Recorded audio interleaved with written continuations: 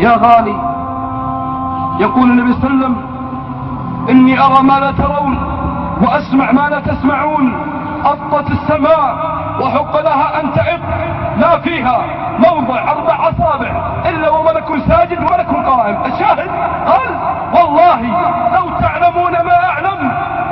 يعني العبد اللي قاعد تعصى الله في الليل وفي النهار، لو تعلم وش عدلك الله عز وجل بعد موتك.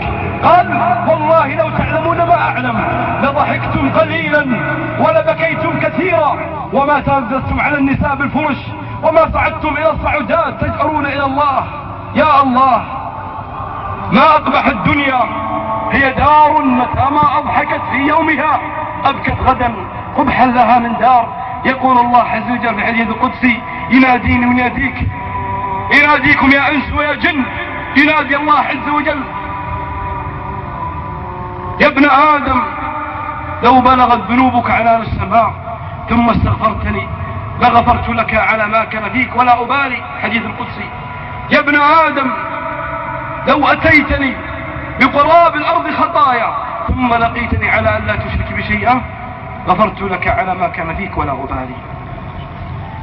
أوحى الله إلى داود، يروى أن الله أوحى إلى داود فقال: يا داود، لو يعلم المدبرون عني كيف شوقي إليهم ورفقي بهم وشوقي إلى ترك معاصيهم لماتوا فرحا إلي ولتقطعت أوصالهم من محبتي.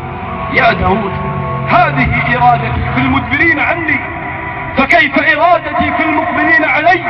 الله أكبر يا ابن آدم. إذا لك رب رحيم، مالك غيره، أنت منه له في النهاية. عبادي يبارزونني بالعظائم وأنا أكرأهم على فرشهم. أي أنا وأنتم يا أخوان نحارب الله في الليل وفي النهار، في النهار ولما أتينا النام حرسنا.